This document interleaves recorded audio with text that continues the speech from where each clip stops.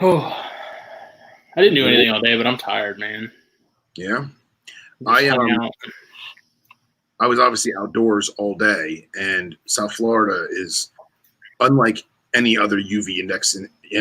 I'll be honest, I think the UV index in Florida is worse than like Arizona and New Mexico. And just because like it doesn't matter if it's overcast and like dreary, you're still going to get burnt to shit. And I'm usually really good about covering myself up because I hate wearing suntan lotion. So like I usually have long pants, I'll wear a long sleeve shirt, and then I usually have a shmaga with like a baseball hat or however I want to shmaga it up. But I forgot that I was wearing short sleeves. So I got waxed pretty good at my forearms. I don't know if you can see it. There. Yeah. Yeah, it hurt. But better than my neck and ears and everything. So I lucked out on that one. Yes, Mateo. I will never be shirtless on this show. I spent first half of the day cleaning cages and doing sort of my weekly routine. Right. And then we went over to my parents' house and just hung out. The kids swam. And I heard you mention that Sunday dinner family thing on the podcast. Have you guys like started to like start that back up slowly at all, or no? Nope. I don't know. It's just we worried about our grandparents. Yeah. You know, we don't want something to happen to them. Like I didn't know if they were like savvy enough to like FaceTime or something. You know what I mean?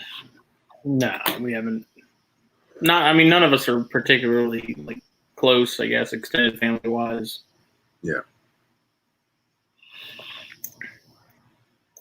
All right. What are you drinking? I'm drinking black coffee, but Katie loads it down with sugar. Wait, she sugars the whole pot? She does drip, like pour over. Yeah. And so she'll put her turbinado sugar in it and then have the coffee pour over that. And really? So this is just, I forget that she made it and she likes her sweet. I like mine with the bare minimum of sugar and cream, if any. Well, I'm drinking coffee as well because I've been up since 6 a.m. and I was like, you know what? I'll be all right, but let me just put a little lead in the pencil. You know what I mean? But I have my Phil Best Man 2018, so that's kind of cool. What do you have to smoke? This evening, I will be smoking the double F Loft. The double F Loft. The Forbidden Fuente. Oh. And I absolutely love the Corona because, not the virus, the cigar, which we have to specify now, which I think is hilarious. Because, dude, it's straight up milk chocolate to me. Straight up milk chocolate. And I just friggin' love it. I can see it. Just love it. It's a longer smoke than I usually do, but I'm confident that I'll be able to handle it this evening. I think you'll be all right. I think I'll be all right.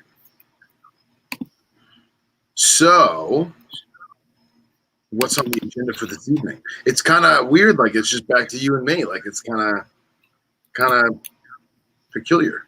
I like it though. I like having the other guys too. But I'm just saying it's. We can get more people if you want. I can help people down. Oh, what's up, Cox?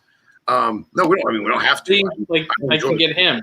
Cox is there. I'll take Cox. Somebody's gonna make an audio clip of that.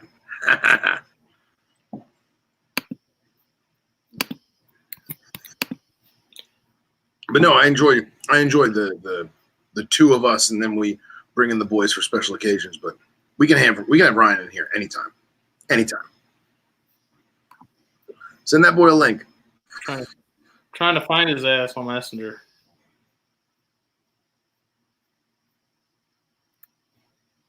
Bob Saget. As soon as you send that, see what you're smoking tonight. I'm smoking a Romacraft Aquitaine Anthropology Perfecto. That's an H37. Is that what they call that one? Remember the box number? Don't even remember. I'm trying to remember the damn things, and it's horrible. It's like rifle scopes, man. Everything's got a friggin' number. Why you gotta put the solo away? Keep the solo with you. I want to see that yellow-headed bastard. Jeff? Is that Jeff? What's up, Jeff? Where's Jeff? I was just talking to Jeff. Jeffy Lube. I just realized, I forgot. Like, it just clicked in my head just now, but yesterday, for some reason, I had walked over to I'm on tennis courts, like, right there. Yeah. And there's apartments on the other side of me. And it's super quiet. I mean, minimal neighbor activity. Nice neighborhood. I like my neighbors. They're cool. But I had to walk over there for something. I don't remember. I was looking at, I think I was looking at a bird or something.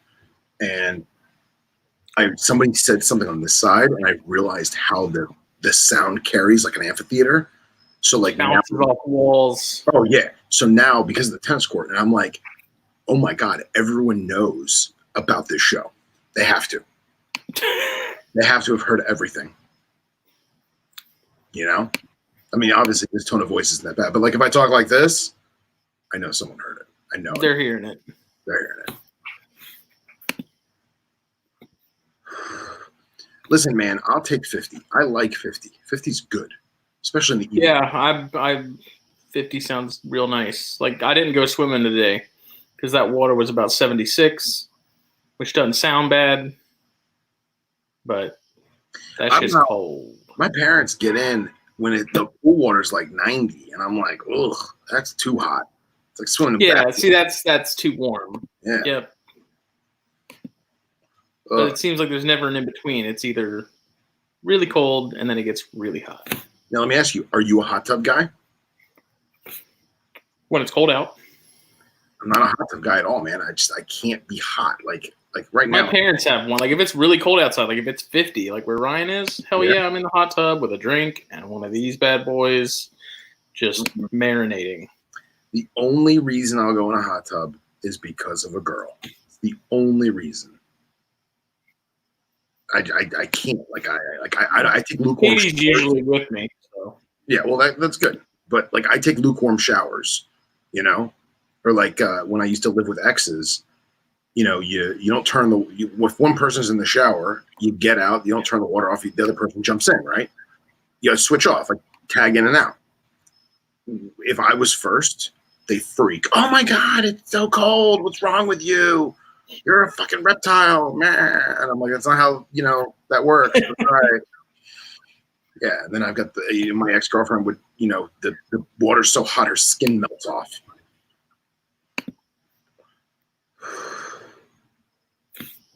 It really is, Dom.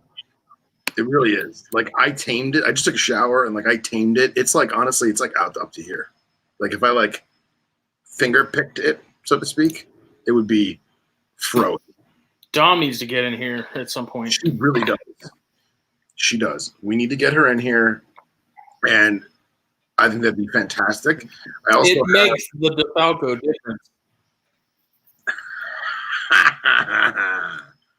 That's good. That's good. Yeah, we got to get her. I'm tempted to get a monster, but if I get a monster, I'm going to sleep like crap. I'm going to be sleeping extra light. You're going to hear a cricket outside. It's going to wake you up. I'm on cigar bid right now, dude. This is where I've been buying smokes, man. I know. I don't do it. I'm like, swipe. And Dom, you don't have to. It's dangerous. It is dangerous. But Dom, you don't have to be like, I mean, like, I don't consider myself an expert. Like, we're just having fun, you know? Like, we're talking. I learn shit from everybody. This is great. Side note, my dad's growing a beard. Crazy, because he hasn't had a beard since I was like 10, and it's fantastic. Just sharing.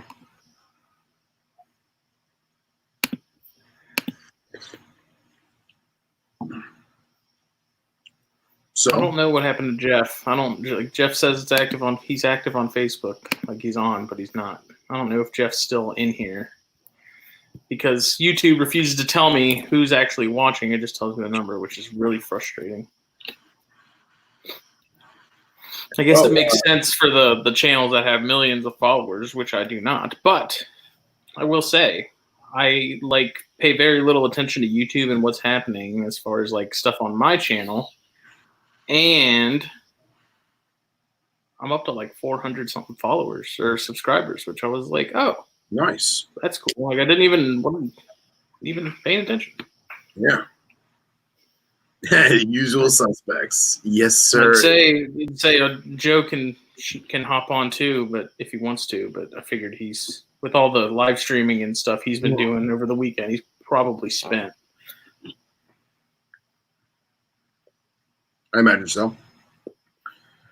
I just placed an order with Joe today for some more springtails. And I'm going to try some of his isopod substrate. Isopod substrate? He's got an isopod substrate that's like calcium fortified. And wait, so this is a substrate that happens to be calcium fortified with isopods already in it? Or this is a substrate for your isopods? Hey! I'm not work, so I can't be on too long, but I'll hop on. Boy, look at that Walker Texas Ranger jacket. Dude, Paul Blart, bro. That's exactly what I'm doing right now. You are poofy. Poofy. It's cold in here, man. It's cold in here. Working at the FDA, so it's like a lab. So they keep it nice and chill. Good. Oh, dude, they got zombies? I think so. It's creepy as fuck. Like Area 51? Yep. Take us to the classified section. I would, but there's fucking cameras around, and I'm not getting in trouble. But how you guys doing? We're good. We're good. I'm sure that if there was FDA branched zombies, Reed would fill us in. I'd like to. Reed would probably let us know. Well, I don't know. Would he even really? I don't know if he'd be in the loop on that one. I don't know. We do straight up though here in Beaufort. We have an island where they raise macaques, and then in Yemassee, which is like as you're leaving the county, they have a lab where they do these tests and stuff. But there's literally an island like not terribly far from my house that if you get in a boat, they raise macaques on there, and you can drive by boat and you can see these monkeys just chilling on the beach and stuff. Like it's ridiculous. Really? Yeah, and almost once every 10 years, this either someone who's drunk or high or both goes onto that island, and then I'm sure they have cameras and security monitors and stuff everywhere out there because people aren't supposed to go on it, and at some point on a semi-regular basis, like Halley's Comet basis, someone hops off a boat and gets onto that island and gets in trouble. What's the significance of raising macaques? I don't know. I think either the FDA or the USDA owns them, and they use them for some sort of tests. Or interesting. Very interesting. They're not testing animals here; they're just testing food. So I think I'm all right.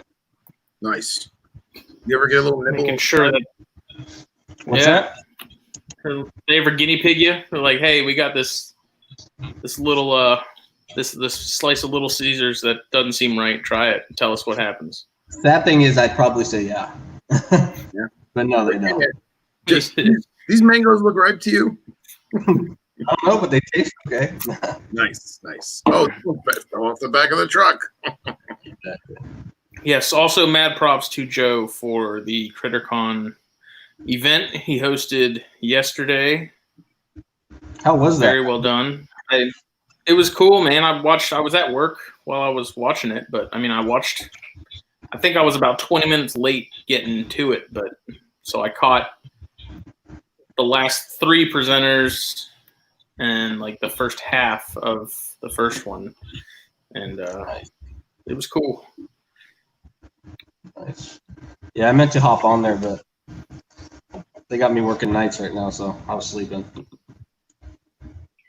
That'll happen. That'll happen. So what are you I ended working up like buying 7 them. to 7? Well, they're flip-flopping because I would do security for all the federal buildings. So a lot of the federal buildings are closing down, so they're limiting hours like crazy. So it's like days, nights, 1 week. It's changing all the time. That sucks. Yeah. Brutal. Yeah, it is pretty shitty, but it's not too bad. But yeah, I ended up buying those olives I was telling you about. Oh, did you? Yeah. Sweet. So should be getting those the next couple weeks. That'll be nice. I'm excited for those. Ow. The oh shit. Forget what I was gonna say. Anyways. What are you gonna get Ryan on though to talk about those duns? I don't know. I'm waiting on him. No. I don't know what he's doing. Done. Athens? Yeah, the Lee Ass's Dunning or Dunai. Oh wait, here we go. There he is. Hey. Boy, he look at we got Moby with us. God damn, fucking Moby. Dude, that's a compliment. I straight up, like, no joke. I love Moby. I read his book. He has a memoir that he put out that I read. I love like almost all of his albums. I'll scream it from the rooftops. I don't even care. You'll scream it. I love Moby. Hey, Cox, I'd like to hang out with Kylie Minogue. I was trying to look at the guy. Australian chicks. No one under 30 knows who Moby. Yeah. Jesus, man. That's why it went right over Cox's head. That's not I true. don't know who Moby is. He knows who Moby is. Cox, you're looking lean, man. You've been doing them hiking. You look good. It's called. I shaved my beard off. Is what it is. Mm. I got drunk last night, cut my hair, and shaved my beard off. So, dude. Are you like you get all Britney Spears-ish when you get drunk? No, it's just I hadn't had a haircut in a long time. I'm gonna shave my head. I hate everybody. I'm dangling the baby out the window. Oh, that's Michael Jackson did that. Michael Jackson did that. Oh fuck! You never know. Sometimes you gotta get a little wild. What's up, Sean? What's up, Sean? Sean sent me pictures of my rack being. Hey, CNC. The. Actually, I need to hit him up. I'm gonna talk to him tomorrow because I have to shift some things in the snake room, and I think I want to get rid of that big Neodesha that my big male Brettles is in.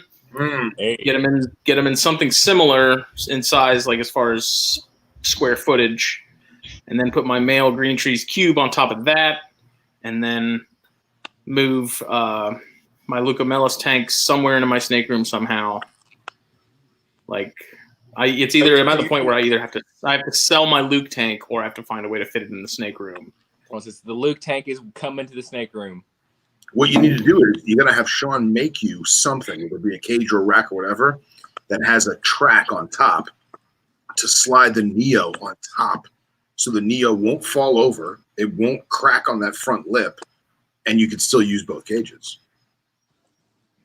I mean, the Neo is nice, but it's old, it's cracked. Like, I got it originally to keep my Aatrox in when I had it as it got bigger. Right. But because it was cracked and not in the best of shape, I was like, I'm not trusting this thing. It's honestly the only snake species that does well in that thing, because you know it's not going to haul ass out and bite you in the face when you slide the entire giant pane of glass open. Fucking Neos. They're I had it in a smaller 2-foot model because it wasn't a big Aatrox, but I knew eventually it would be. And my buddy was like, "Hey, I have this big one I'm not using. You have $50." So I was like, "Hell yeah!" And Copney, Bondo that shit. You could. You could. So, Cox, what are you smoking, man? Fucking the basic ass bitch, fucking Blondie. That's what I got. That's my good dessert cigar. Fucking acid Blondie. Oh, yeah. Basic bitch, what that is. Is that right? hey, I mean, acid stuff is the Bud Light of cigars. Everybody loves it. It's going to be found in any store you go in. Mm-hmm. That's just, it's hate them or love them. That's just the fact. Dude, They keep the lights and bills paid. They keep the lights on and the bills paid. so listen to this shit. I can't even talk smack about them. So all the shops in Louisville like pretty much closed unless they're tied into a liquor store. And I guarantee you they're fucking hurting because this is Derby would have been yesterday. Every person from across the country comes in is buying some whatever cigars they can get, buying them a bottle of bourbon. Usually, Woodford's the sponsor anymore of the Derby. Get a bottle of Woodford, their cigars, looking all bougie in the infield, trying to flex on everybody. And I was thinking about this last night. Like, I bet you that fucked them so hard this year. You're good, Jeff. We figured as much. Yeah, we had a feeling Jeff had to. His boss walked in. He's like, "Oh fuck!" They probably thought he was looking at porn or something because he probably hit his phone real quick, like stuffed it in that jacket. Oh shit! Oh my god, or Jeff. No, but that's. I mean, I don't know. That might be too much though, because I already have a big melamine cage that I got from Bratz that has my female Brettles in it. On top of that, I have the 4-foot cage that has my female Green Tree in it. And then on top of that is this Neodesha with the male Brettles in it. And then to have a cube on top of that, I feel like that might be a bit much. But I mean, that melamine cage is also really solid. Like that thing ain't light by any means. So I'm excited because y'all been preaching the gospel of Sean for so damn long. I finally hit him up for a cage. So yes. I'm waiting. I haven't even got mine yet, but I just know from the pictures and him articulately describing. That's grab the zipper of the guy to your left and pull it down. No. Counterclockwise. Anti-clockwise. But seriously, like I haven't even got my Sean cages yet, and I'm so ecstatic because I watch him build them, and he sends me pictures of other people's stuff, and I'm like, this is tip top, man. You know how many of these things I've messed with and broke over the years, and he doesn't tease you like other people do. I come from an era where there was no rack. You had a shelf, and the tub on top of the other tub is what held the lids on because there was no latches. Sterilite. Who's Sterilite? Put a piece of plywood on it with some holes drilled in. You stack the other tub on top of that. Oh no! What we used to do is take they were clear. We called them shoe boxes. They were clear acrylic shoe boxes with a lid that just sat on top, and the one shoe box above the other one, when it fit into the drawer, the shelving slot, the one above it held the lids on. Yeah. So if you took one out, the animal could just pop the lid open and get out. So what you used to do is you used to take the solo cup and you used to wedge a solo cup in there, and that's what held those fertilances in those things. Held the fertilances in those things. Fucking hell. Yeah. Fucking hell. Yeah. You used to get horrible nose rub on snouted cobras because they knew how to get out, and they used to just add it. Yeah, that's why I like those hefty tubs, especially the bigger sizes, because they have one clasp on each side. Mm-hmm. I'm not gonna lie, I'm becoming a big fan of the Sterilite gasket box. Have you seen those? I'm probably gonna snag. There's one. This is gonna be my egg box for chondros. Yeah, I have so many of them for like a short time, and it was perfect because they had fucking flush sides and everything, so you could have made a python port on those so quickly. But I can't find the Ziploc ones that are like that anymore. They switched to two. Yeah, you gotta buy them on like Amazon. I think I had to get that one on eBay. I think. What, Sterilites? No, the gasket box. Target. I buy them. Yeah, that's right. I see them at Target all the time. Nearest Target is like 45 minutes from me. It's worth it. They're sterile gaskets. Thank you. Yeah, my entire carpet rack is all 80 quart Sterilites with the gasket, and then I have like a handful of like rattlesnakes and crap in those two that are smaller. Now, rattlesnakes and crap. Well, I got there's a couple rattlesnakes. There's a baby cottonmouth that I caught like 2 weeks ago. I got one of the purple maculatas in it. I got a rhino viper in one. I got a Sawscot viper. It's crap. Now, your 80 quarts, do you have the ones that like the Freedom Breeder tubs that have the window on the front of them? No, they're Sterilite gasket lid 80 quart. Oh, okay. Yeah, and then they have it's 1, 2, 3, 4, 5, 6. So there's 6 latches on top. And then what I do is I take Sharpie marker, and on the venomous stuff, I mark, I put lift here with an arrow to the corner, to 2 corners. And those are my safe corners, so I can lift it from those 2 corners. And I know I'm not going to bow it enough that it's going to, it's not going to bow. And then at the same time, I'm away from any air holes I made. I made sure that those 2 corners have no air holes or anything. Yeah. I'm really interested in the 80 quarts because I'm thinking about, I don't know, I see the FB80s, and I keep thinking about wanting to see maybe I can get Sean to build a rack for those. And that way, for eventually be an adult carpet rack, which I'm going to get blasted for saying that out loud, adult carpet rack. But fucking impure. But it's also be a really good grow out tub for reticulated pythons. Be a good grow out tub for them for sure. Because my Philippine girl, I realized the other day I had her out in the sunlight taking pictures, and I was like, God damn, you're getting too big for that tub.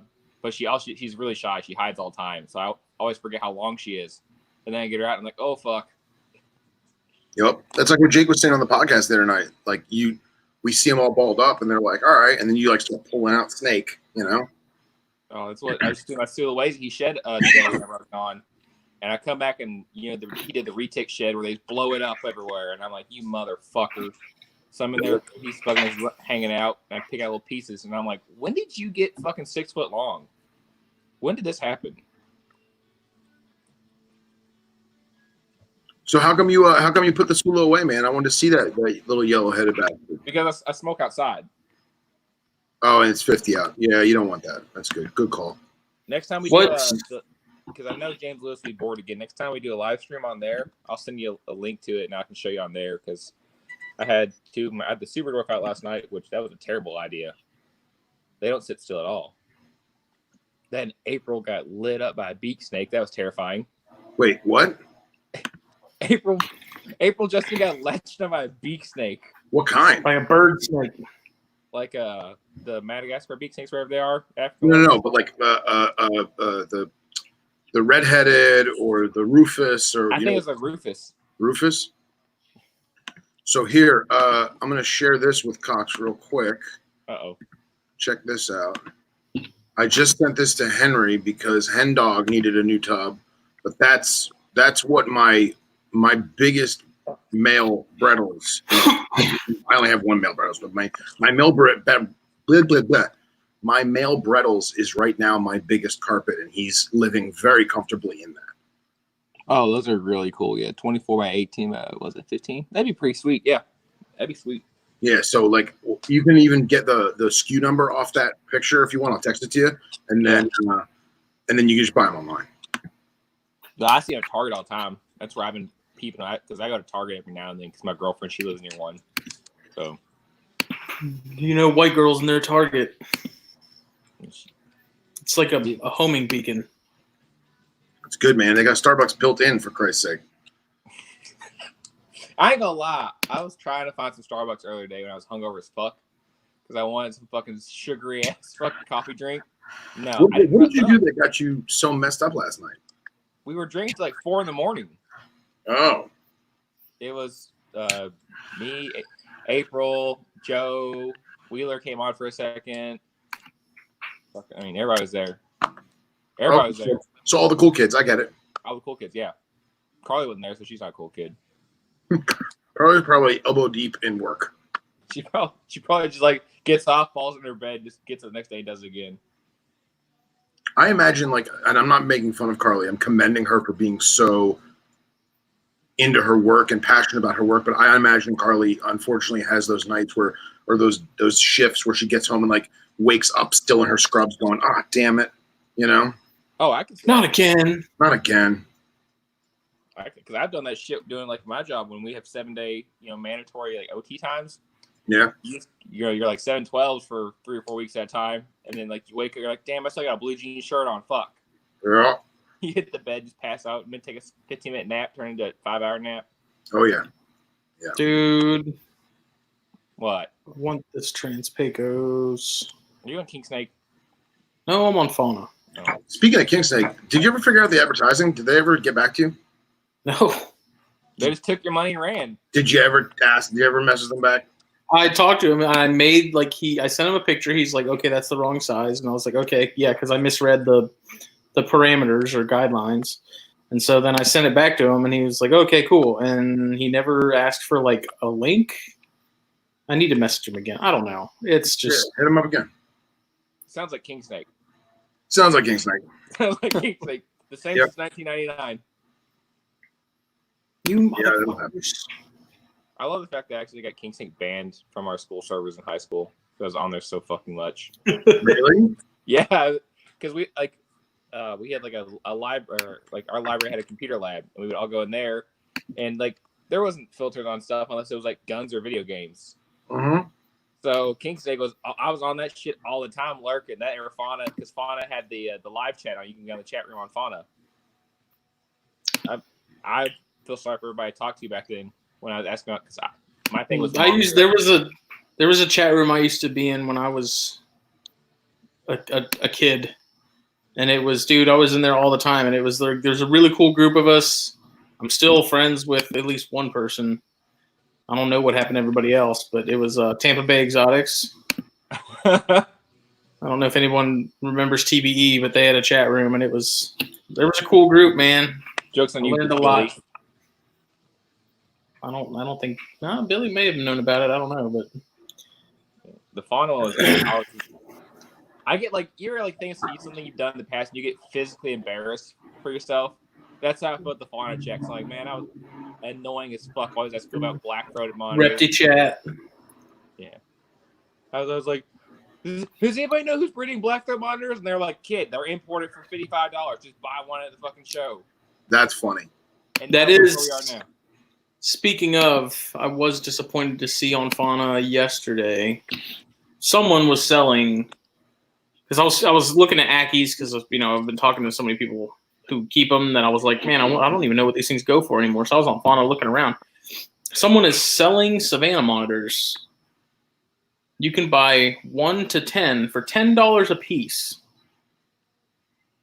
It was like That's upsetting. 11 to 20. They got even cheaper. Like, Mm-hmm. like no wonder these things are in freaking rescues all the time. Like $10. I couldn't get a freaking Beta at PetSmart for $10. Yep. Damn.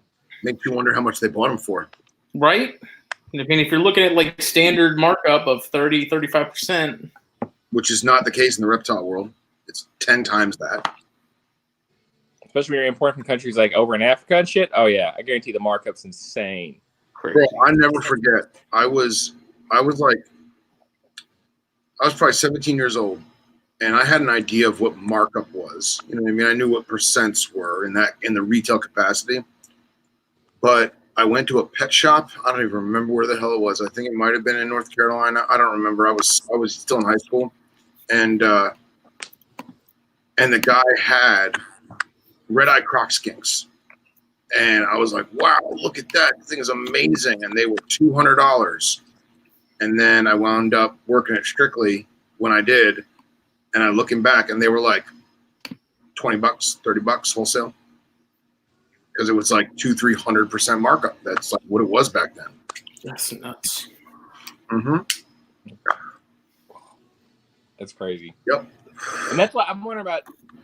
I've seen a lot of people now selling wild caught Argentine black and white tegus.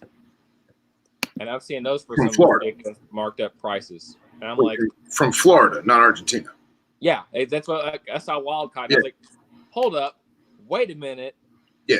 Something right here. And then I was going like, we can't get shit from Argentina anymore. Nope. And They're Florida. they're catching them out in Florida, and I'm like, I bet you it's just some guy riding around a fucking pickup truck with a bucket, just throwing sons of bitches. Like, if you can find babies, throwing babies in a bucket they can grab, and just marking them like, yep, I sold it to you, $150. No, man, it's not even babies, because like babies are hard to find because they're tiny and they're green, green-headed. Yeah. They're all like subadults. And so there's one guy, I can't remember his name, but he's down in Homestead, and he's actually like a tegu expert, like a legit tegu expert. He's a very, very personable guy, kind of kooky, and he lives down in Homestead, and he has hundreds of traps set on multiple different farms that he has access to. And he catches countless tegus. And usually he'll try and rehome them, but a lot of times he'll sell them, and kids go there and they raid his traps. And then those kids will throw them up on the internet or sell them to wholesale and whatever. So blows my fucking mind. It's crazy, man. So, speaking of small Australians, though, did I mention that there's a spotted python underground that I've been like in love with? I think you've mentioned it. So, like, I've been looking at this thing for months. The thing's been there for like at least 6 months, maybe 5. Mm-hmm. And like back around Christmas time, it was like totally inverted and like totally ovulating and just awesome looking. And I was like, I'll buy it later. I'll buy it later. I'll buy it later. Well, my friend Steve, who's a really, really good dude, and I got to introduce him to you guys. He's a super duper herper, and he likes he's into sand boas, and he did some eyelash viper stuff and a lot of leopard geckos and some ball python stuff on the side. But he goes in there to get rats, and I was like, dude, look at this spotted python. Like, isn't this thing awesome?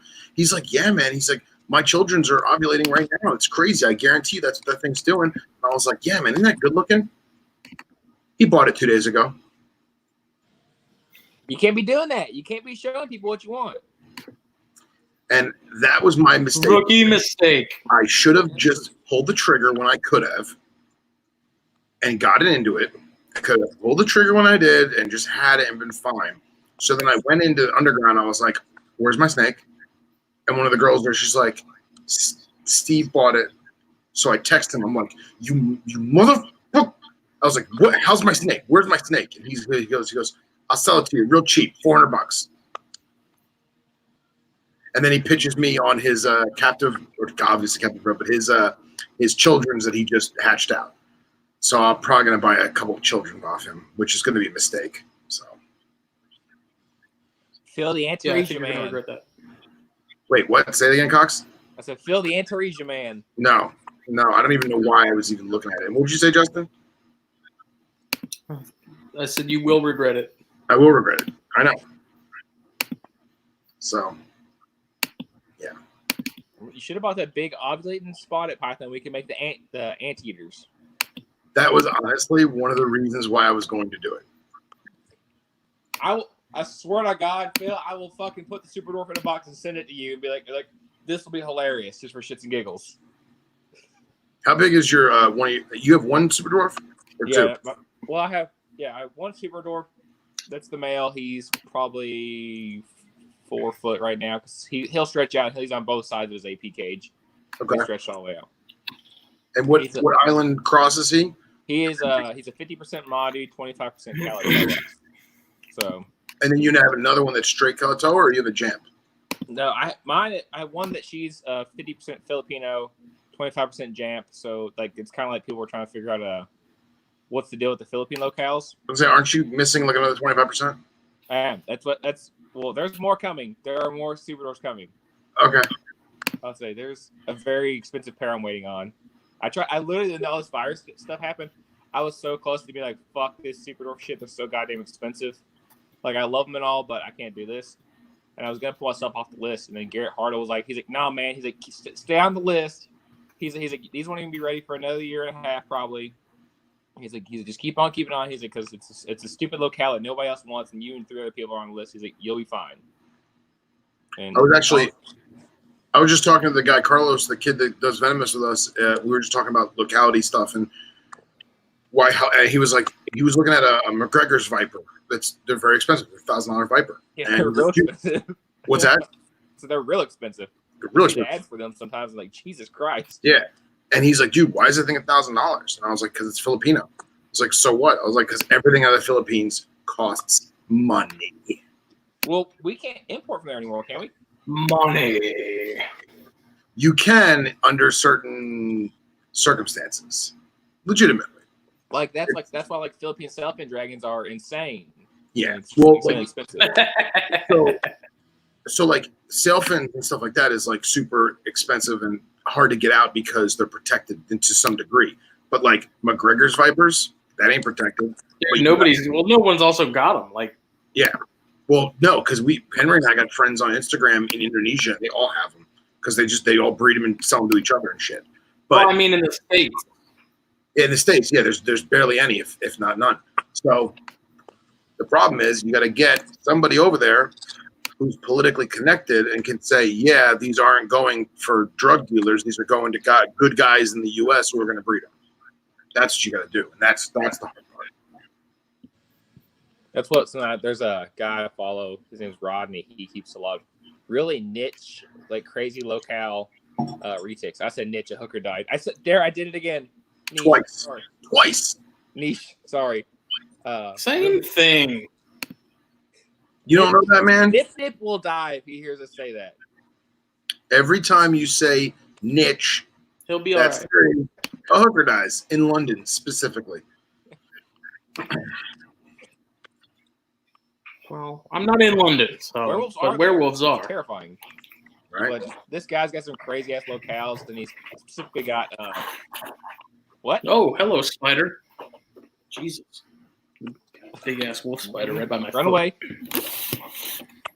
But he got some snuck up on me. His little he's got some palps. Philippine ones, and they're like really freaking. They're crazy looking. I really want to get into them. And it's a dwarf locality? No one. It's most likely a mainland sized locality. From what he's showed me and the stuff I've seen, they're getting about 13 foot, 14 foot long. So I guess he could technically maybe be a dwarf. I don't know, but I think genetically they're probably very different than the other ones. If you look at the all of Indonesia and everything, because my girlfriend, she has a big map, and it has like the sea levels in it too. Actually, like a little bit topographic with sea levels. Nice. So I'm like, sea levels. Maybe it could be like some Indonesia shit where the water was low and all the islands were connected. But these motherfuckers probably rafted there a long time ago, and they look very different. Really? So I kind of want to mess with those because, like, genetically, I bet they're crazy. It's probably like the Papuan carpet python of reticulated pythons. Yeah, that's cool, man. I didn't know about that. That's awesome. I actually got crazy. I wanted to go I just want to go on a herping trip to the Philippines. I don't know why. I was like, let's do it. Yeah, man. Philippines is supposed to be awesome. I don't know, man. I just feel like trips like that for herping, it's tough because I would not want to go for like a week to the Philippines and go to like 3 or 4 islands. I would want to take a month and like do like 60% of Indonesia. You know what I mean? You'll never hit 60% of Indonesia in a month. You do like 2 days here, 2 days there, 2 days here, 2 days there. Not good. There's a lot of islands there. It's a couple. Isn't it like there's like 3,000 islands in just the Philippines, something like that? I could believe that. Yeah, crazy. He just got like 100-something thousand islands in Indo. Mm-hmm. Justin, are you having a hard time there? Dude, there's like this thing flying into my eye. I'm trying to get like a Facebook ad to work, and it's not. And I'm just things I need to be working on tomorrow. I was gonna say, yeah, stop working. Hang out with your friends.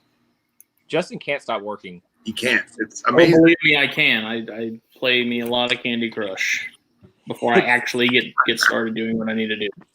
Nice. So What? Don't buy children's pythons? I'm saying don't get babies unless they're started. What's Because the you point of will that? be okay. All right. What were you gonna say, Justin? Sorry, I cut you off. Take some money and just take your torch and set it on fire. Hey, I tried to use my Vertigo lighter to melt a silver solder on a piece of tubing on a gun, and it didn't work because I couldn't get the pipe wrench to get any bite to the tube. But I'll tell you, this thing held up like a son of a bitch, and it got stupid hot to the point where I was having to hold the plastic like this. So kudos to Vertigo. I just lit this with where's that? With that because my lighter is it's a fucking acetylene torch. Jesus. Talking about burning the tobacco. Right? I'm just like holding it like Probably tastes like nothing but close, ash. Like we'll get there eventually. We'll get there, and then I'm like, all right, my hands are hot. I think it's going. No. There you go. Copy said it's 7,641 islands. Wait, in Indo? I reckon. Yeah. Or just the Philippines. No, it can't be just the Philippines. Dude, there's a lot of little fucking islands there.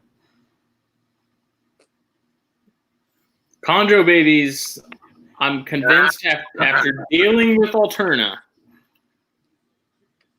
chondro babies aren't that bad. And from what I've heard of my buddies that breed Antaresia are way worse. Well, see, and here's the problem: is that I don't want to. Obviously, I don't want any harm to come to the animal. I don't want the animal to suffer. I don't want the animal to starve to death. I don't want that. But I am going to be marginally cocky because I've had pretty good success with baby Ilex vipers. I've had pretty good success with baby squam vipers, and I feel like I'm up to the challenge. But I'll feel really, really bad if I can't get things going and I have to like give them away to somebody or something.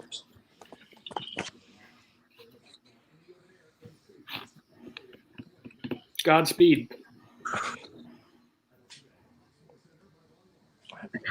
Roll on with it, sir. Have Roll fun. on with it. All I've heard is stories about. Jeff says Indo has 17,000 islands.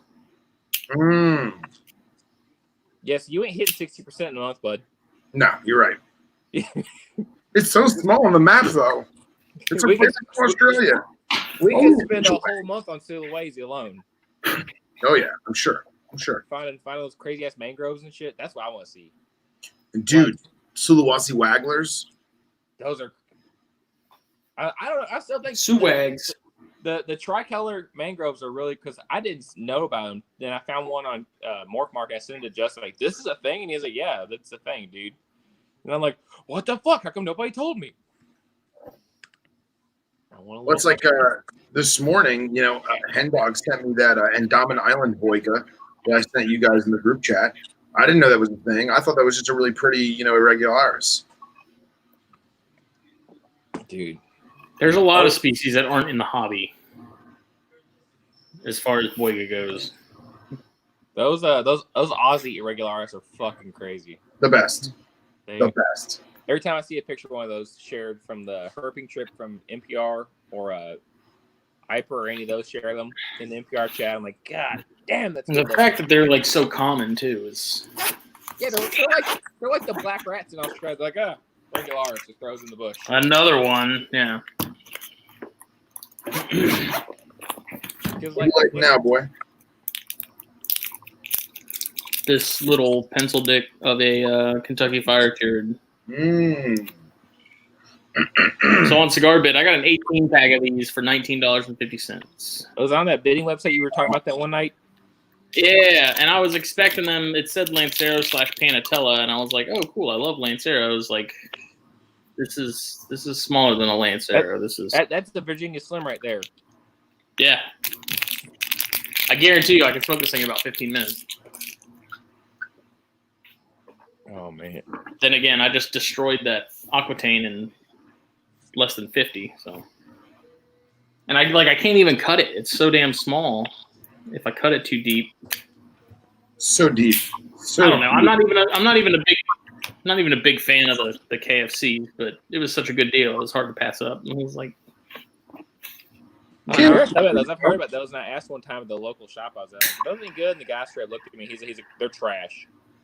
And I was like, "Oh, never mind then." When we first got them, I liked them. Over time, they've kind of grown out of favor of them, but they're different. Not to stop you guys in your tracks, but did you guys see Jake's Down Under Jake? His irregularis that he posted?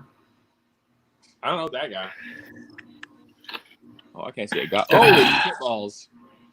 Hanson or Minnie? Yeah. Hanson. Yeah, I did. That thing is awesome. That has the colors of the albino bread light. I like that. It does. Legit. I really wish we had those here in the States. Right? I mean, we can go get some like big underpants and go over to Australia. We'll just Crutchfield that shit and come back over. You don't even have to go to Australia. They have them they have like Sulawesi localities. They got them in the Philippines. Like anywhere surrounding Australia, it sounds like those things pretty much exist. I can't own them. Fucking Guam. I don't think anybody can own those technically. Which makes no sense because, like, I'm sorry, north of Jacksonville, the thing's gonna fucking die. I think Jacksonville's even a bit of a stretch. Probably. I think anything higher than like mid-Florida is probably out of the question in the cooler months. Yeah. I mean, the thing about it too is like Texas. Yeah, but even still, like that, Texas, they get snow in El Paso sometimes, you know? True. I think Texas would be too dry, honestly. Probably. They might make I don't know. I mean, from what I understand, they're not that hard to keep. So I'm told. Like corn snakes over there, huh? But I mean, my Cyanea have been pretty easy to keep. Dude, I love your Cyanea, and I love when you post TikToks of your Cyanea because they are the craziest looking things on the planet. And dude, I'm telling you, such a cool genus. I will dive into them more. It will happen. I was on old TV's Morph Market page the other day, just like looking at his rough scales he's got for sale. And man, he don't even talk about rough scales in his bio on there. It's like rhino rats and boega, and I'm like, who, Terry? Yeah. Terry's. He's one of those guys that does it all, dude. I always forget that. I always remember him for the rhino rats and the rough scales, and then you mentioned him one time for boega, and I just forgot completely. And I saw that ad the other day, and I was like, oh,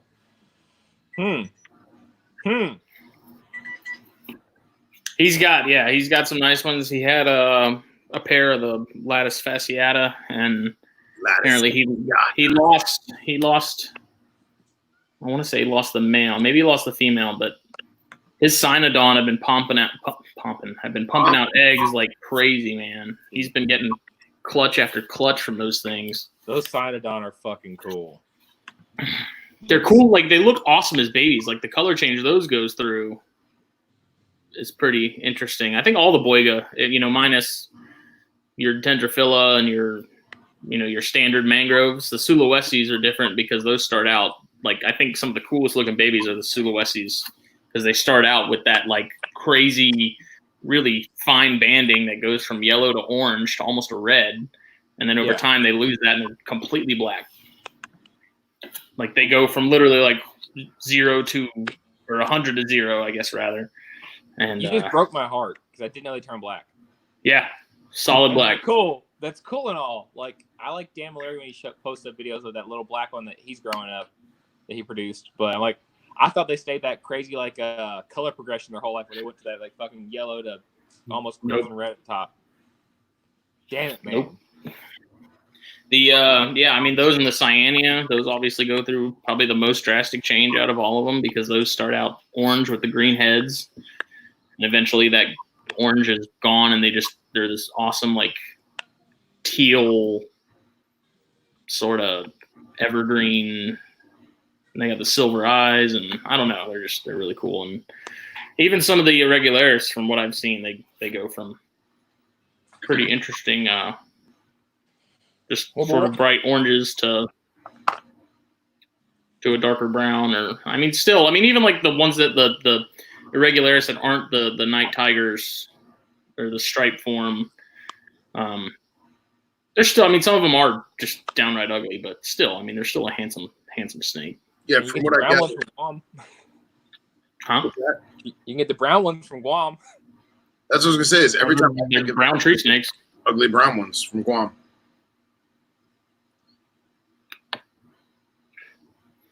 Do they have those in Hawaii, or they never made it there, did they? No, that's the reason Hawaii's so strict, is because they're like probably the best place for those things to stop, drop, and set up shop. Because I lived in Hawaii at one point when I was a kid, and I can tell you from personal experience, they would absolutely do perfect there.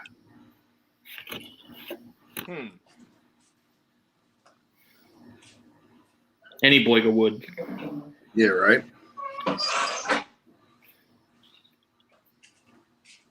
But I mean, if you think about it, they're a really highly adaptable genus of snake. I mean, they can survive as long as temperatures are right.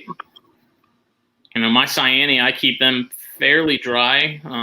Just like the green trees, I like to use oversized water bowls to up humidity, and I'll mist mine occasionally. But I mean, really, other than just like chondros, when they're in a shed cycle, I'll hit them hard. But I don't mist mine really all that much. I haven't had any issues. Like, they stay hydrated. They seem like they're almost like basically like a carpet python almost. Like, they're just super adaptable, and you have like different ones that are suited for different environments. And the color ranges are what blow my mind. How you can see from the melanota to the to the cynodon, and I'm like, how is this all the same family? What the fuck? They are. I mean, it is pretty interesting. The cynodon, especially, because they do, like, their structural difference from everything else in that group is, like, you look at a cyania, you look at a mangrove, and you're like, okay, yeah, that makes sense because they do have very similar structures. But you look at the dogtooths, and they're like, their head is weird and long, and they're just, I don't know, like, boiga have the traditional boiga, like the ones you see, cyania and all the melanota stuff, and like, they all have fairly short heads.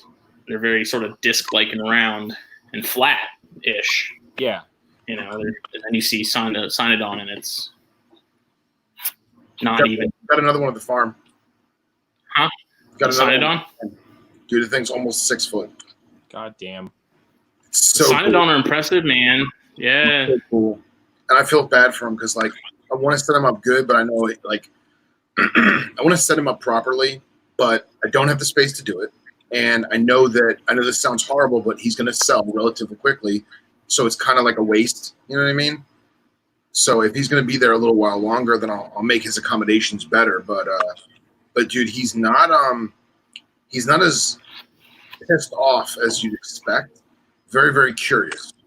Yeah, and from all the videos I've seen of cynodon, they really seem to be more relaxed than a lot of the other boiga too. Like, you know, all your mangroves and stuff, you can tell, like, they get pissy. But cynodon, all the pictures I see, you never really see them like gaping or anything like that. They're just kind of there. Henry and I took him out, and we were being super chill with him and very, very relaxed because, you know, me and Henry, we're not showboaters. We're very, very relaxed, very calm. I want the animal at peace, you know. And it reminds me of and I don't mean this in a bad way, a broken blue beauty. So, like, a blue beauty that is accustomed to people, it's used to being picked up, it still wants to stretch out, and it still wants to move and get away from you per se, but it's not flattening its neck, it's not strafing to the side, you know, it's just chilling. Awesome animal. Send it to me. If I had a big arboreal cage, I would probably get him. That's another animal I think is really cool is beauty snakes. The blue beauties and shit, those are crazy as fuck. Yeah, the blues are awesome. All the other ones I'm kind of meh about, but you want Jensen's rat snakes, which is honestly the only cobra food, Gonyosoma, that I would get. The Jensen's is awesome, dude. You wouldn't get a rhino rat? Jensen's are smoking. I had a rhino rat. Rhino rats are cool if they're turquoise, but I'm not for me. I don't want to talk about rhino rats. Well, he said it was the only Gonyosoma he would get, and I was like, wait a minute, hold on. Yeah, honestly, that is because, like, dude, the black and the olive, it's good. All about them earth tones, man. Boring. Oh man, the way he was holding it, looked like he was playing with the animal. Doesn't feel. What's that? He was holding his hand. Justin looked like he was holding his hand doing this. Like, what are you playing with now? No, I had this really long hair on my arm, and I had to get rid of it. It was bothering me. Katie's shedding. I thought it was at first, and I was like, wait, that's attached to me. I found when I was at the range earlier today, I found we have these, like, they're basically giant Legos. They're giant plastic Legos that are hollow, and they have, like, the Lego prongs, so you can, like, Lego piece them together, like blocks, and, like, make stuff out of them. I'm pretty sure they're for, like, foundations and construction to some degree. But I always flip them over when I get there in the morning because I want to see if there's anything underneath them, you know? So there's like 10 or 15 of them out there. So I flip every single one, and it's usually just fire ants. But I found a female jumper, a female regal jumper, like Nice. that big. So I got it for my boy Orion, who we're going to do the friggin' article. I'm going to interview article on Monday night. Dude, it made me so happy, man. Found this little female jumper, looking good. Slate gray, little black zigzags, little black spots, looking good.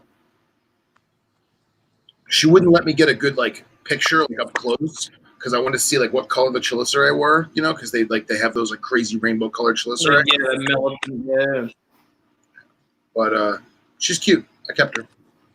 So what's deli cup babies? Deli cup babies. So you get. The question is, you have a litter or a clutch of very, very small babies.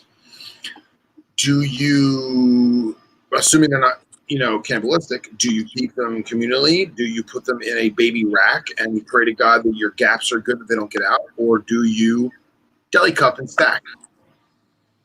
And I got into a civil debate with someone because I have deli cupped and stacked before because the room was ambient. So instead of having a rack system with, 15 or 20 drawers, I had 15 or 20 deli cups with, baby gaboon in every single one of them, or baby rhino or whatever it was that I had at the time. So, like, how big of a deli cup? I mean, like the bigger, well, no, 8-inch? It depends on the size of the animal, obviously. Well, that's what I'm saying. Is like if it's like baby Antaresia, that's one thing. If it's right. And I always have, so like you have like your medium deli. Well, I don't even know the inches. Was it like 6 inch, 7 inches of medium? Mm-hmm. And then you have your large, which is like what, 10 inch or 12 inch? I think so, yeah. And then you have like your XL, which is the same size diameter, but it's double the height, right? Deeper, yeah. Yeah. So the deeper ones, I never had them. I just never got them. But I had the mediums and the larges, and I would get, a month or two out of the medium and then upgrade into the large and then keep them in the large until I felt they were big enough to go into an actual tub or a vision cage or a rack if I had the rack. So the question was, is it inhumane to keep them in a deli cup? Because they're not they don't have that much space to move around. They don't have a hot spot. They don't have a cool spot. They're just sitting at ambient. What's your thoughts? I agree with everything except the space thing. Like, whatever it is, I like to at least give it a decent amount of room to move. To spread, yeah. But as far as the hot spot and the ambient thing, like, whatever. As long as he can get away from his own shit. If it's, and that's the thing is, if it's too big that it can't, it needs a bigger cup. That's something that, because I've seen a lot of guys that, because I'm in a Candoya group on Facebook, and Candoya, whenever they're born, God bless America, they're small. Yeah. Yep. And I've seen a couple guys post with the Carinata, the dwarf tree boas. Jesus H Christ, those things are tiny, so they keep them literally in like a 10-inch deli cup with like the lid on. They're like poke some holes, like that's it. Yeah, and I always buy the actual, like, I don't even know if they're really for animals, but they're the legit reptile delis that have the pre-cut holes and they have a good seal and like I'm not going to Walmart and buying like 1,000 solo cups that you can like snap your fingers and the thing snaps. I'm getting the good delis, but still, that was the conversation because I don't know. I mean, however, Walmart does have those little they're like meal prep containers. Yeah, and I love those things. Like I shipped those Vitatis in one of those, and it was perfect. It was perfect. And I was like, dude, these things are awesome. Except when you're trying to get a bunch of Vitatis into one container, and when you open the lid, like 2 pop out as you put one back in, and you're like having to grab. It's crazy. But yeah, that was my question to you guys and to whoever's watching and listening is the ethics of keeping it in a deli cup opposed to a drawer or a rack or a tub or an actual tank or whatever. Well, that's kind of what's sort of ironic about it too, is like even if it is one of those bigger sized deli cups, it's probably the same amount surface area what it holds in a rack. So then it just turns into, well, the rack just makes me feel better. Yeah. Yes. So Fabric now. Yes. Andy, perfect. Thank you. Andy for the win. Andy, how's your Noda? How they doing? Now Send me a chondro. Nauda. Nauda? Now. Are we talking about Send me a green tree. Yes, Cox, we're talking about the Tannenbar. Tannenbar python? The little angry Tannenbar snake? python. Send me one of James's chondros. Say that again, Hell. Cox. What'd you say? What? Cox, say I'm wanting to send me one of James's oak. Oh, he's got Clastolepis. I said that's the angriest python in the West. Yeah, oh yeah. Mine will rip your face off until you take it out. And once you take it out, That's my female green tree, man, every day. Once she's out, she's fine. so wait, Andy, you don't have Noda? You only have Clastolepis? I mean, I know you have other stuff, but I thought you had Noda too. Trying to find my guy a girlfriend. I'm really surprised that those are not more popular because apparently, or I'm not more popular because I know why they're not popular, but why they're not more plentiful. Because according to like listening to old interviews with Nick Mutton, like he always had his that bred like rabbits. That's why he hated them. He would have like star carpets that he couldn't get to breed, and he's like, I got more fucking Tannenbar pythons that want to kill me. Hey, here's an easy solution to that. Don't breed them. What a concept. What? Just don't breed them. If they're producing too much, don't put them together. Yeah. Well, I think from what I understand, because the context of the interview was like talking about species that like people will have and they'll breed and they'll establish them, and then literally in 2 generations, they're gone out of the hobby because people just didn't give a fuck about them. He's like, Tannenbar pythons could very well do that because say Indo shut down, he's like, they would be done because nobody wants them little angry things. Yeah, but when's the last time you saw an import Tannenbar? I've never seen an import Tannenbar. Decades. I've never. Long time. Yeah, that's the problem. I'm gonna strike when the iron's hot. I got it. That I have to. That ain't no spotted python. That's with anything. People sleep on shit all the time, and I'm guilty of it. Past 2 weeks, I've had to kick myself because I slept on some deals on other shit. But it's like stuff like that because you never know when that shit's gonna come back up. But that kind of stuff in particular. Now, if it's like people do that shit like, oh man, I saw an import chondro at the show. I should have got it. It was $200. Like that's different. And even with designer stuff, that there's only so much of that bloodline floating around or whatever. I think you see guys that they see something available. Doesn't matter if it's going to put them more dead or not or whatever. They're going to get it. Yeah. Because apparently that was the only one they could have gotten. And I always keep in mind, like, that's not going to be the last nice chondro I'm ever going to see. Same with anything else I have. Like Boiga, like, oh man, there's some sweet captive bred Melanota. Like, I can't get them, but they're not going to be the last captive bred Melanota, Yeah. There's always going to be more eventually. It may not be anytime soon. Now, with a popular species like that, or like, let's say, carter pythons or ball pythons or even retics or whatever, we have that going, you know what I mean? But like, I look at something like the Tannenbar where it's almost the same as like my ashes. My ashes, I had no aspirations of ever breeding that thing. I was like, this is a pet. I got a male on purpose because I didn't want it to get 12 foot long. And time later, I was like, you know what? Let me keep my eyes peeled. Let me get a girlfriend. I'll try my hand at breeding. Why not? And then Kenya never opened ever again. And that was it. Done. That's it. So like I missed the window. Hindsight's 20/20 though. Right, but yeah, that's the thing is I assumed that in another 4 or 5 years it'd open again, and then it would close, and then another 4 or 5 years it'd open again, and it would close, and it just never opened again. So that's the thing with import animals. You're always just playing that gamble. Like, oh yeah, they'll open back up. Never. Yep. Look what Andy put. What Andy put. He says, "He who hesitates masturbates." You're right. That is true. Well spoken. I mean, I understand it from that standpoint too, especially with like the Clastolepis or Boellens, even if you're, in that lucky enough to be in that select few.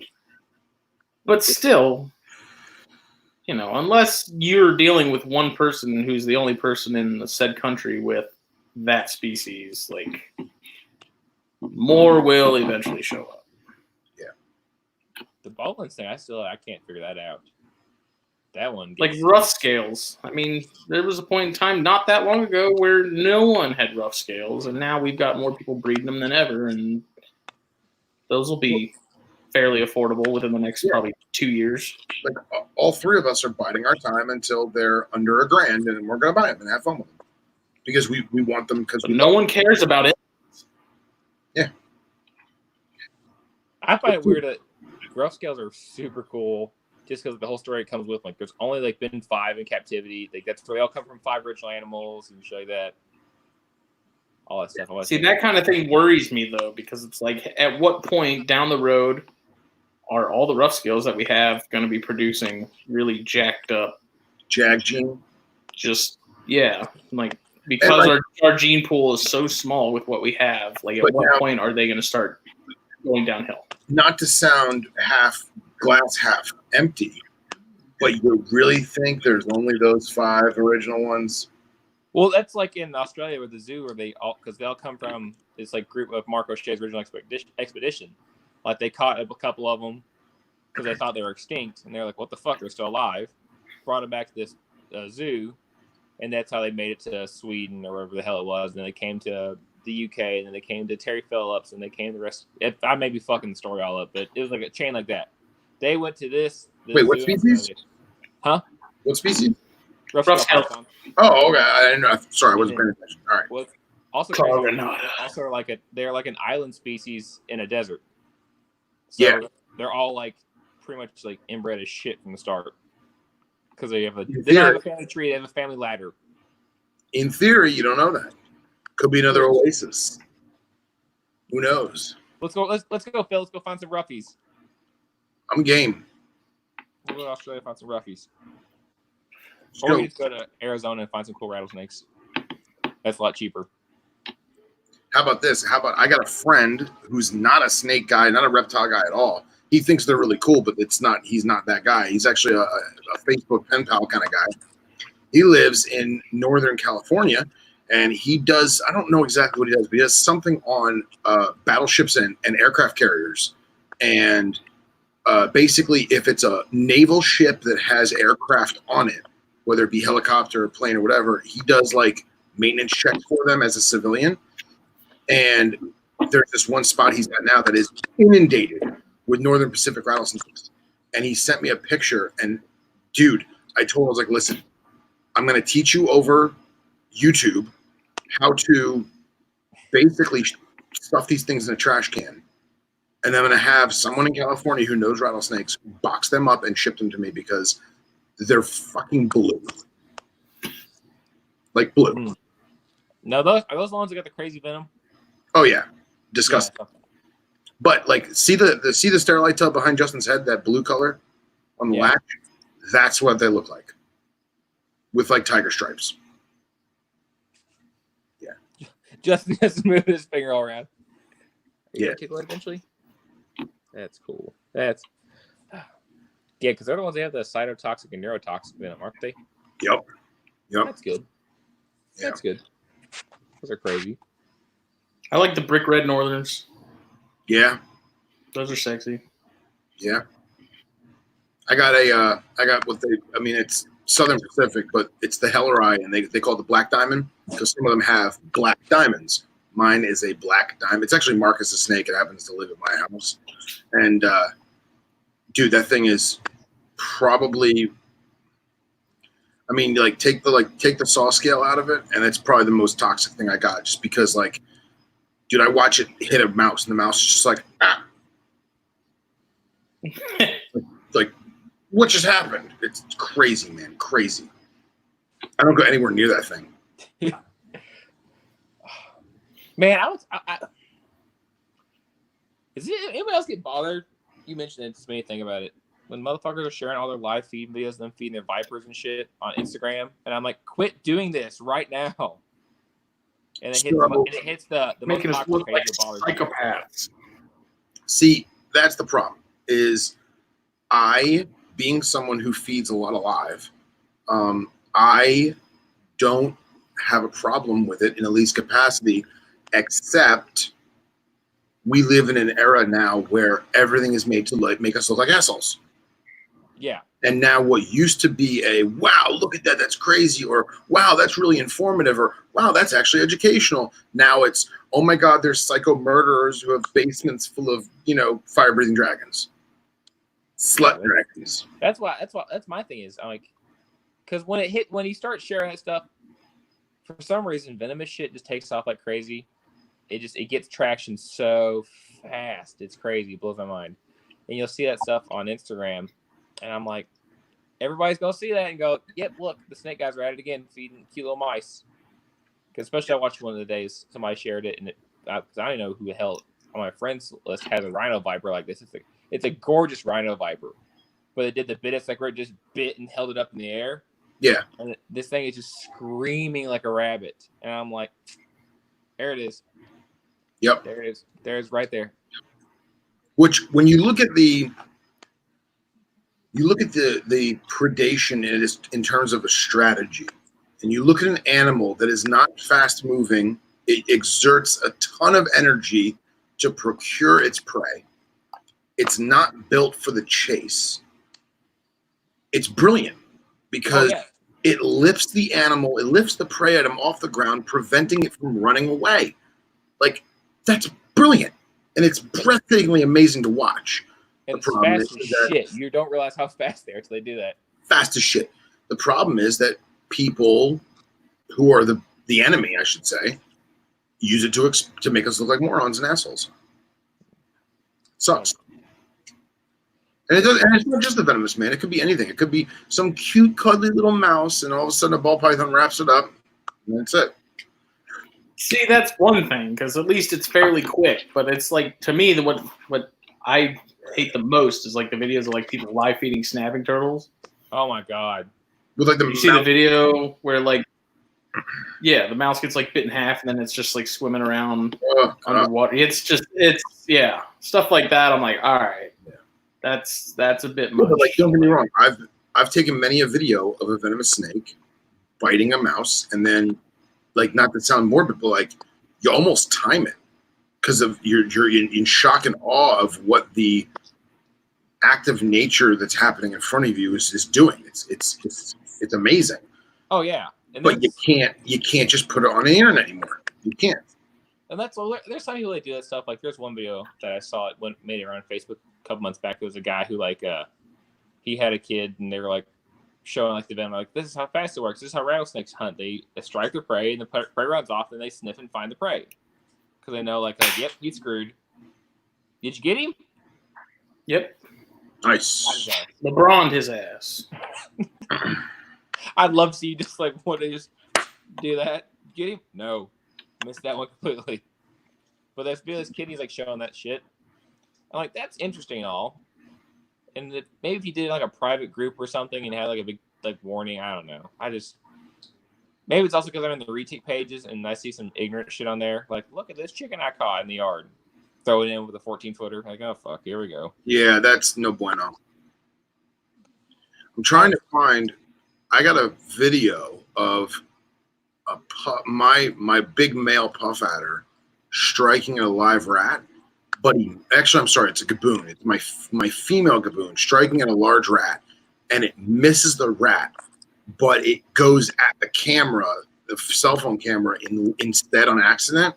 And I put it in slow motion, and it's like, what am I watching? And like, it's safe because obviously the rat gets missed, but let me see if this is it. I think this is it. Yeah, this is just weird in general. Oh, this is not it, but this is equally awesome. It's so fast. Somebody underwater? No, it's because of the slow motion. It's actually the snake making the noise. Actually, it is involving a rat getting bit and lifted off the ground. If you want to see it, I won't show it. I don't. Oh, Justin, by the way, the rat thing definitely is the cutting is working really fucking well. It's like, I ain't kidding you. Like, thank you. One of my boys, like, I've been doing it off and on since I watched your video a couple months back on it. And like the past couple weeks, I've like made it a point. I'm gonna make sure before anything, I'm gonna because I do a slit on the top of the skull, one in the midsection of the back, and then one towards the rump of the mouse. They give like 3 points of entry, quote unquote. Mm-hmm. And dude, they're growing like weeds now. If I could get that carpet from Jake to eat, it would be set. But Now let me ask you. That'll definitely. I'm gonna do that with baby chondros if I get some this next round because I mean that gives them such a leg up. Oh yeah, and I'm really about to start trying maybe ordering some Pangea diet like Brahms was talking about, and maybe trying that every third or fourth feeding. Experiment with that. Mm-hmm. Everybody's like, "Why would I listen to a chondro podcast? I don't keep chondros." This is why. You learn some cool shit from people. If there's like a secret trick or hack, believe me, chondro guys have found it and use it religiously. Looks like the incubation thing you put earlier for the media. That blew my fucking mind when he said that. Blew my mind. What, the hydrogen peroxide thing?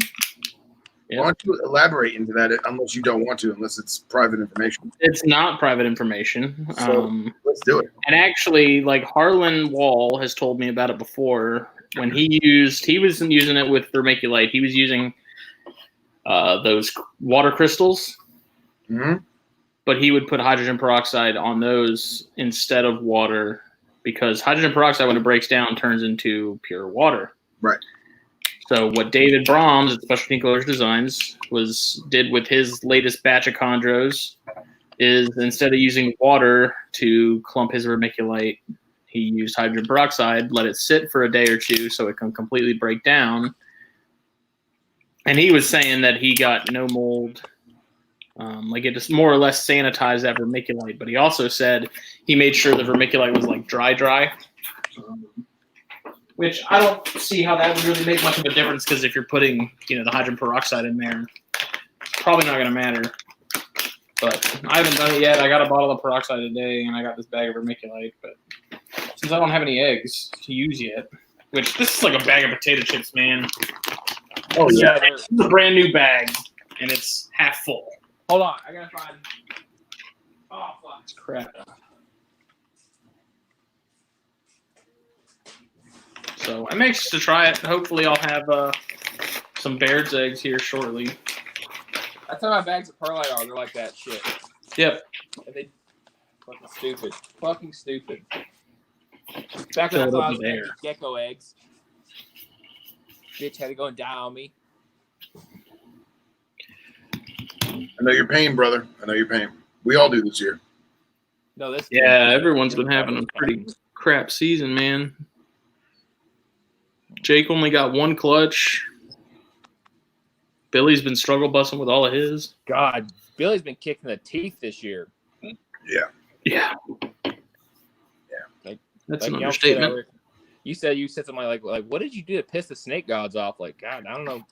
I don't want to do what he did. It sounds like everyone's kind of had a rough year, though, and I wonder if it's just the weather, There's people who've had good seasons. Not anyone I know of. We could be like Owen and hit all the fucking shit you wanted this year. He's getting his olive pythons, his rough scales, all kinds of shit like that. The problem is, pythons are crazy. I love olive pythons. The problem is none of us have basements. Hey, I'm working on it. Nice. All right, I'll be right back. That's what I'm going for so hard, just to get something with the basement. Y'all don't have that down the south, but yeah, basements are unheard of here. It's kind of funny. Everyone's like, no one has basements? It's like, no, man. We're below sea level. Why would we have a basement? Yeah. Up here, especially with all the limestone and shit in the ground, everybody has a basement. And it's either you have a basement or you have a cellar. Y'all need those. Y'all need them tornadoes. We need it for bourbon. You get them tornadoes, so you gotta have it. Fuck that. Fuck a tornado. I live in hill country. I'm all right. Just on the edge of it. So sometimes they get close and we're like, ah. But nah, there's no tornadoes here. We get warnings for them all the time, but everyone's like, we ain't getting no tornadoes. Kind of like a hurricane. Hurricanes, that's different. Hurricanes, it's like, yo, they got a hurricane's coming. Everyone's like, buy everything in the store. Panic. Sit on the front porch with the 6-pack. Yep. Dude. Well, there was a pretty big one a couple years back that hit that side. Because I had some cousins. They came from South Carolina. Yeah, that was Matthew. Yeah. Matthew was a big one. Yeah, they're like, we're just gonna ride it out, and then like 2 days before, then they're like, never mind, we're fucking leaving, because they were gonna end up. I think they're gonna like pull the bridge and like shut them on the island. Yep. They tell you, they're like, hey, evacuate. If you don't, we can't help you. And a lot of people are like, fuck you, I'm staying. I'm one of those people. I usually don't evacuate, but Well, I mean, there's like, it's kind of like you know when shit's good and when shit's not gonna be good. It's kind of like this whole virus thing. Like, there's times like what's an addict like in a kind of risk and what's not. Sometimes it's not worth the risk. Sometimes it is. Like me going to work, that's worth it. Me going to the movie theater, I don't think so. I ain't trying to go to the movie theater and sit next to some fucking nasty ass kid next to me sneezing all over everything. I just don't like kids in general at the movie theater. I hate them. I hate little turds. I don't mind kids at all. When you got that kid sitting there the whole time just screaming, I'm like, stop! I get it. Yeah, what was the last movie I went to? I think it was either the new Halloween or the latest Halloween movie or Deadpool 2. Yeah. But people were like bringing their kids. Like I was in Halloween too, and there were people bringing like their 6-year-olds, and I'm like, why? Like, what are you trying to scar the kid for life? Like, Jesus. I hope they stay up all night. I'll ask your opinion on it. You think little kids should be take to see movies like Jurassic World and stuff, like little kids? I don't know. I mean, when I was a kid, I wanted to see the first one so bad. My parents wouldn't let me for a while. But I mean, even when I saw it, it didn't like freak me out or anything like that. It was just kind of like dinosaurs, Yeah. Because I remember when the first Jurassic World came out, we were watching it, and there was a bunch of like little kids in there. Because I can't say I really try not to say shit. Because my uncle, when I was like 6 or 7, he'd be like, my grandma would go to bed, and he'd like, because he was a younger uncle. He's kind of like, hey Ryan, come on, we're gonna watch Jurassic Park in the living room, and I was like, fuck yeah. Then the Velociraptors terrified me for years. But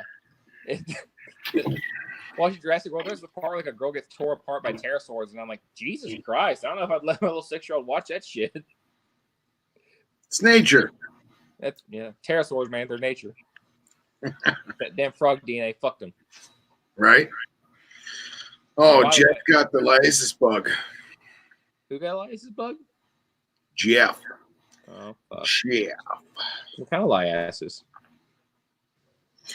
I'll tell you, man, I want some Savus. Savus. You and me both. What? Just get Maclots. They're the same thing. Macklets. Yeah, they're the same thing. No, I agree. I'm with Phil. Like, Savus are really the only one I really want. Yeah. Do they have like a color mutation? No. Well, they have a color mutation to them. They're just those rusty babies that turn into ghostly adults. They used to be really easy to get. They used to be really easy to get.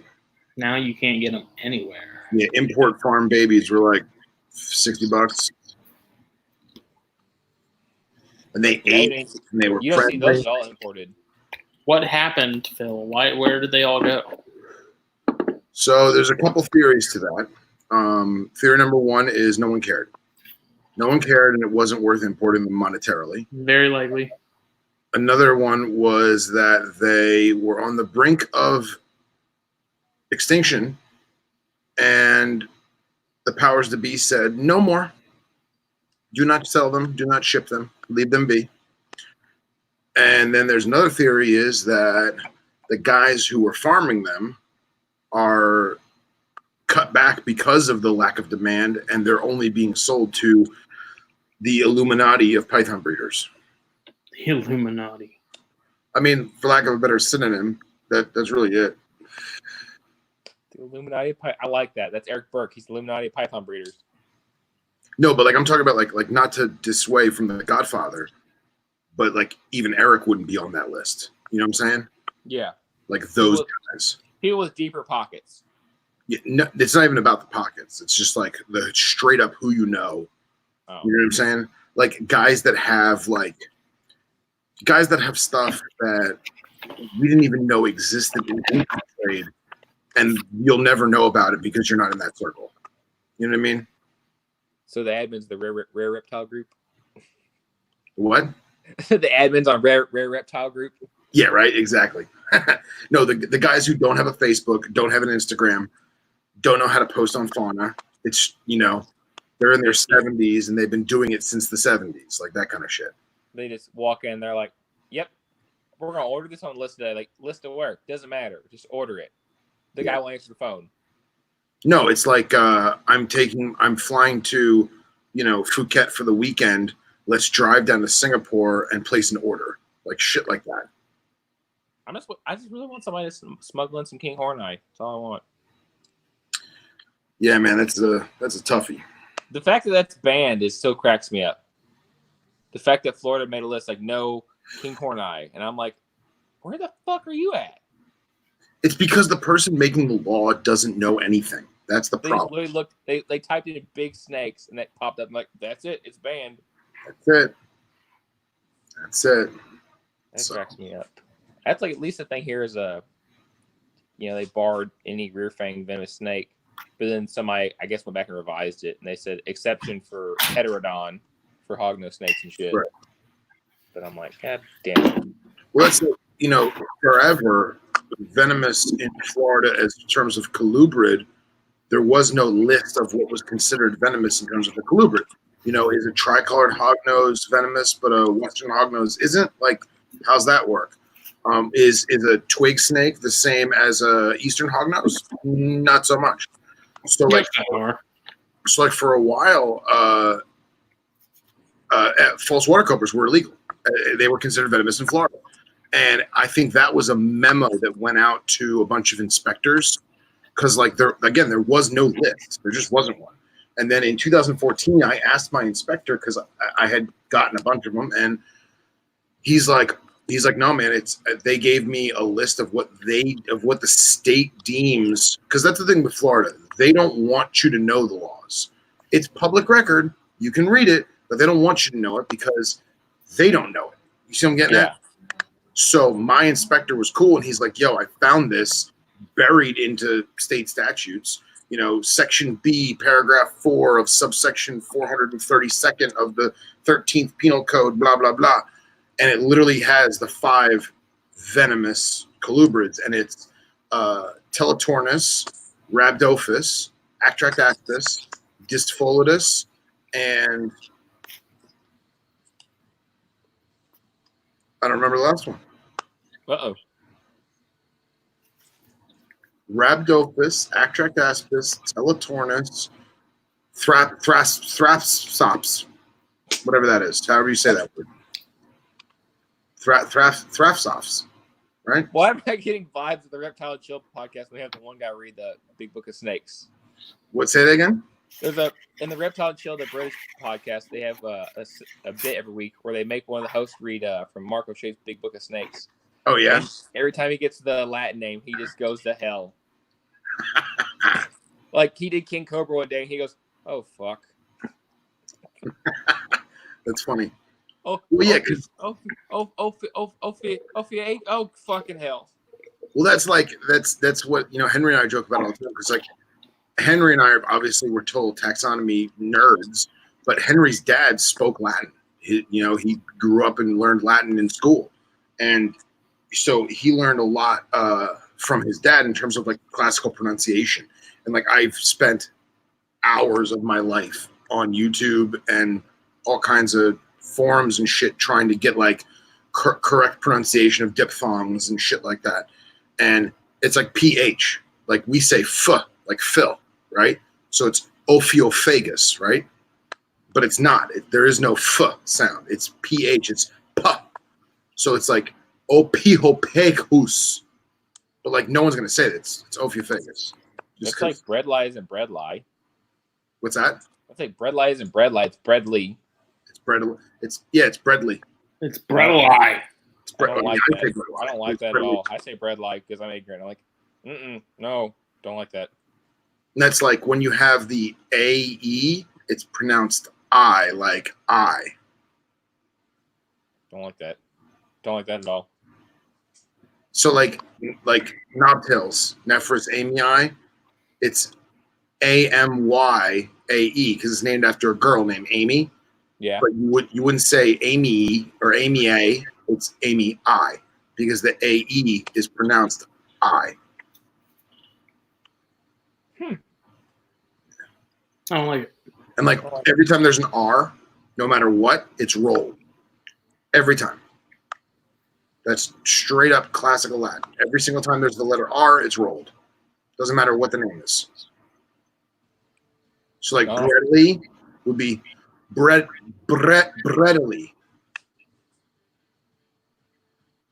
Justin's over here like, I don't like that at all. I don't like it. Yep. That's all right, because we're American. Fuck it. We make our own shit up. We'll butcher anything we can. Right? Damn straight. We'll butcher anything we can. Yeah. Oh, Jeff wants some done eye from Ryan. Okay, all right, that's chill. He ain't done eye yet. So who'd you say was going to go on with James and Carly tonight? Philly? Oh, okay, cool. The Huntsman himself. I'll listen to that shit. Yeah, I'm gonna listen to that tomorrow. And you know it's Justin and April, or not Justin. Fucking, you're Justin. God damn it. It's Jane. Jane and April. No longer James. It's Jane. Yeah, Carly stepped down. Really? When was this? Because I haven't listened in like 2 weeks. Recent. Yeah. Okay. Within the last few days. Methinks. Yeah. That's what. Man. Justin, what was your second smoke? It was that little KFC. Oh, that's right. I forgot. Kentucky Fire Cure. Dude. I'm really, I was really glad Joe got to do that thing at that CritterCon yesterday. But God, it's been hell on me all day today. Because that was a party that never stopped. And you were in the safety of your own home. I know. We're staying safe here, Phil. We're healthy at home. That's what we're doing. Even though I thought I was going to puke my guts out this morning. You're fine.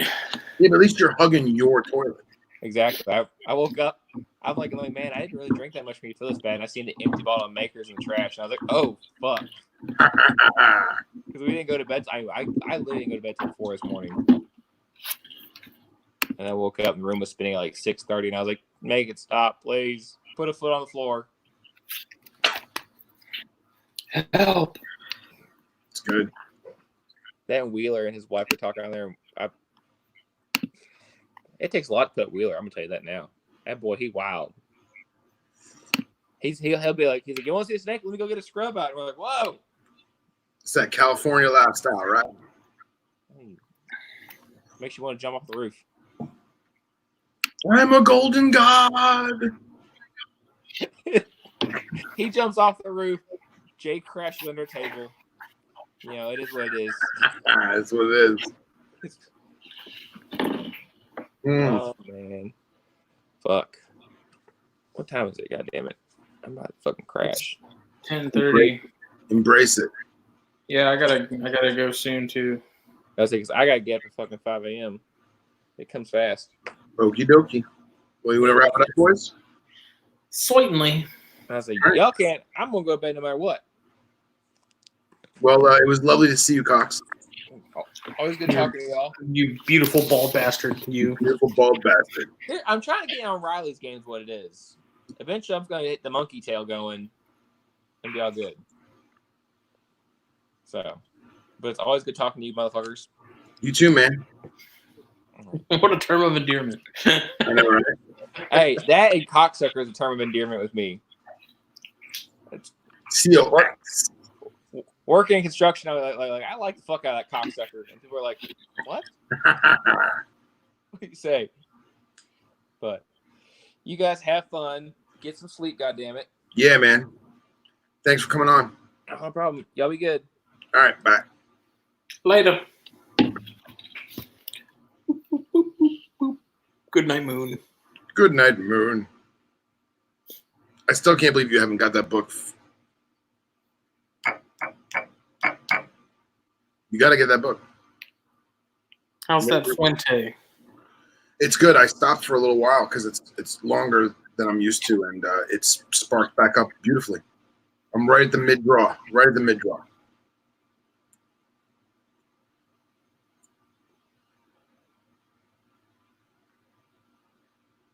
You know, it's really frustrating when you sell someone a green tree and it was eating great when you had it, and then it stops eating when they get it home.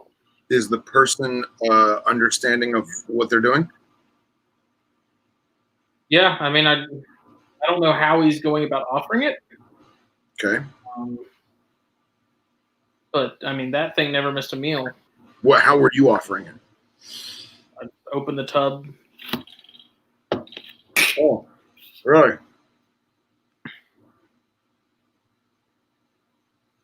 I don't know. He's like semi-local to me. He's up in Charleston, so if I have to go up there, Yeah. I can make a trip, visit Reed. Work your magic. That's good. At least it wasn't like far, like another state or something. It's good. Well, I had a girl buy that gray band, and it was eating fine with me too. And then she got it, and it stopped. And so she tried and tried a bunch of different stuff. Still wouldn't eat. So I was like, all right. I got a frozen fence lizard that I got from a dude in Texas. I was like, I will overnight it to you. And once I did that, sure enough, ate like a champ. So. Yeah, but you had gotten it off the fence lizard, right? Yeah. Yeah. I was drop feeding it. Just literally drop it in there. Could have been the stress of shipping, man. You know, who knows? It probably was, but you know, like I said, when you got customers, you gotta go Like a good neighbor, State Farm is there. above and beyond. Yep. Yeah, Charleston's cool. Charleston's like an hour and 15 minutes from me, just getting into Charleston. If you're in like Mount Pleasant or somewhere farther in, an hour and a half. Hadn't been up there in forever. I don't think I've ever been. I want to go up and visit Reed. He's up that way. Does 95 pass through Charleston? Yes, I believe it does. Well, then I have been there. I don't know if it necessarily passes through it, but I'm pretty sure it passes by it. Yeah. There's an exit sign. So. Anyways, we'll holler at y'all later. Thanks for watching, listening, partaking, everyone. Justin, I bid you adieu. Deuces. Deuces. I need a haircut so bad. You're preaching the choir, pal. I need my mama to cut my hair. I'm just going to let it go. Just let it go until COVID's done. You look like Danny McBride right now. Oh, God, don't say that. Ugh. It's awesome. Danny McBride's the best, dude. Maybe. Mother Nature just pissed her pantsuit.